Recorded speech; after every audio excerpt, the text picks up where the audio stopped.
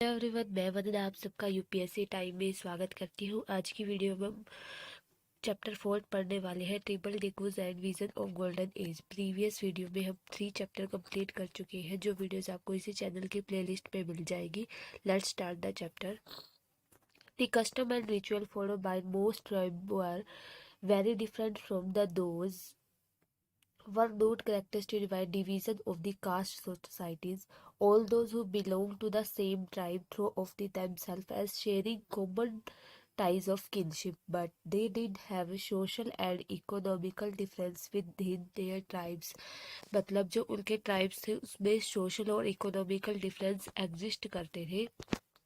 सब वर झूम कल्टिवेटर्स, यानी कि ये कैसे एग्जिस्ट करते थे, क्योंकि कोई क्या काम कर रहा था और कुछ क्या काम करते थे। सब tribal people practice jhum cultivation, that is shifting cultivation, यानी कि शिफ्ट कर करके कल्टीवेट करते थे। This cultivation is done on small patches of the land and the planter cut down the trees to allow sunlight to reach the ground and burn the vegetation to clear it for cultivation. After the crop was ready and harvested, they were shifted to another field. उनको another field में shift कर दिया जाता था। Shifting cultivator were found in the hilly and the forest tract of the north east and the central India. These tribes people moved freely within the forest and that is the reason they practice shifting cultivation. इसलिए वो shifting cultivation का use करते थे, क्योंकि ये क्या करते थे कि लैंड को फर्टिलाइज होने का टाइम दे देते थे। ठीक है। Herding and the rearing were also an occupation में ट्राइबल ग्रुप्स, मतलब जो ट्राइबल ग्रुप से हर्डिंग शिकार करना और रियरिंग पशुओं को चराना उनका ऑक्यूपेशन था, काम करते थे। दे वर दे pastoralists who moved within their herds of the cattle or the sheep according to the season। मतलब वो क्या करते थे, सीजन के अकॉर्डिंग क्या करते थे, कैटल शीप्स इन सब की हर्डिंग करते थे। सब टुक टू सेटल कल्टीवेशन, कुछ ने मतलब कल्टीवेशन पे सेटल हो गए थे।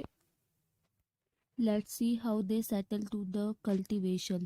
The tribal groups, even before the 19th century, began settling down. 19th century में वो settling down होने लग गए थे। The land for the Mundas of Chota Nagpur belonged to the clan as whole. All members of the clan were regarded as descendants of the original settler who had first cleared the land. British officials saw the settled tribal groups as more civilized than the hunter gatherer और the shifting cultivator, यानी कि जो settle थे वो ज़्यादा civilised थे as compare to जो herding वगैरह करते थे।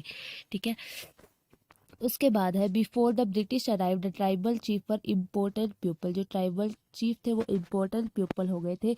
They enjoy economical power and had the right to administered and control their territory, but their function and the power changed under British rule. They lost their administrative power and were forced to follow the laws made by British official in India, और British India के laws follow करने लगे थे, क्योंकि वो settle हो गए थे तो उनके कोई भी लॉज वगैरह नहीं थे। What happen to the shifting of the cultivator, cultivation की शिफ्टिंग से क्या हुआ, the British wanted the tribal group to settle down as it was easier to control and administrative settle peasant. The British introduced land settlement to get regular revenue source for the state. Land settlement means British measure the land, define the right of the each individual to that land, and fix the revenue demand for the state.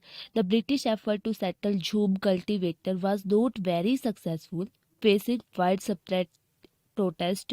The British had to ultimately allow them the right to carry on the shifting cultivation in some parts of the uh, forest, यानी कि British चाहते थे कि वो settle होके खेती करें, लेकिन इससे क्या हो गया था कि इन लोगों ने इसका विरोध किया, तो डेट्स वाई उन्होंने क्या किया कि घूम घूम के झूम खेती करना स्टार्टअप कर दिया। उनको कुछ को अलो कर दिया कि आप झूम खेती कर सकते हैं। उसके बाद tribal lives were directly affected by the changes in the forest laws. जो ट्राइबल्स की लाइफ थी वो क्या करती थी, directly affected by changes in the forest law. Some forest were classified as a reverse forest as the product of timber which The British wanted. The British people stopped the tribal people entering the forest, but they faced a problem of getting the labor. So the colonial official come up with the solution. The colonial official decide to give Jhum cultivators small patches of the land in the forest and allow them to the cultivator. At last जो भी हुआ उसके बाद उन्होंने उनको cultivation करने की अनुमति दे दी. In return, those who have in the village had to provide labor to the forest department. Many tribal groups disobeyed the new rule, continued the practice that were declared illegal, and at that time rose in the open rebellion, यानी कि खुला विरोध करने लग गए. The problem with the tribes with trades. During the 19th century, traders and the moneylenders started coming into the force more often. जो money lender थे वो मतलब फोर्स में आने लग गए थे. कैसे देखते हैं. They wanted to buy the forest product, offered cash and ask tribal group to work for the ages. Cash देते थे और काफ़ी टाइम के लिए उनको वर्क करने के लिए काम करवाते थे. In 19th century the demand for the Indian silk was high in Europe market. Europe market में इंडियन सिल्क की डिमांड भी बढ़ गई. इस तरह से क्या आ गया था कि ट्रेडिंग के लिए अलग अलग प्रॉब्लम्स बढ़ गई थी क्योंकि The silk market expanded to the East India Company encouraged the silk production. तो सिल्क प्रोडक्शन को बढ़ावा दे रही थी silk market. From the 19th century the tea plantation started coming. Tea plantation शुरू हो गया था. Mining become the important industry. Tribal were recruited in a large number to work at the tea plantation of Assam and the coal mines of the Jharkhand. Tribal groups from different parts of the country rebelled against the changes in law, the restriction on their practice, the new taxes they had to pay, and the exploitation by trader and the money lender. यानी कि exploitation करना startup कर दिया था traders ने और money landers ने. ठीक है. आफ्टर दैट है बिरसा मुंडा जिसके बारे में हमने बहुत बार सुना भी है. तो कौन थे.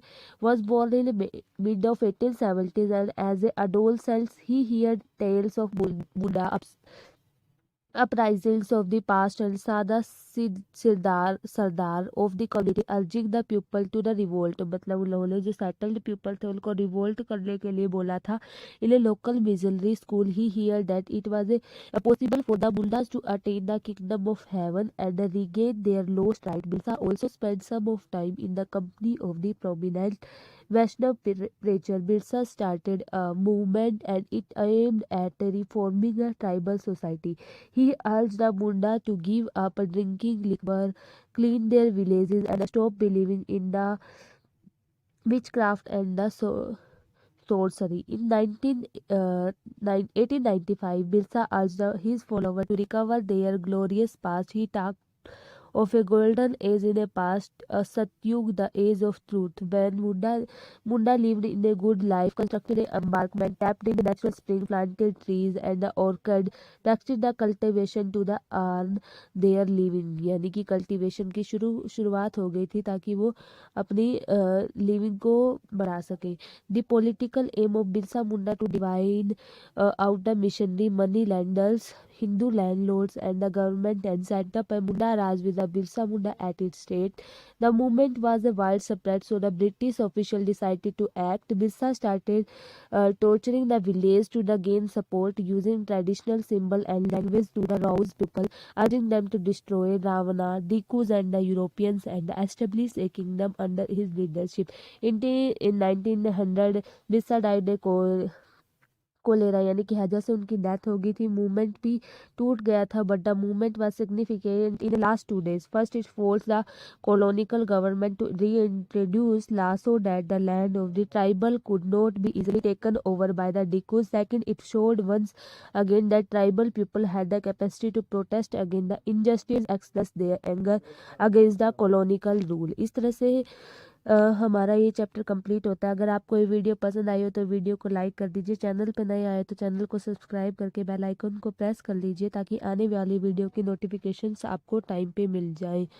और चैप्टर से रिलेटेड कोई भी क्वेरी हो तो आप कमेंट बॉक्स में पूछ सकते हैं. Thanks for watching the video.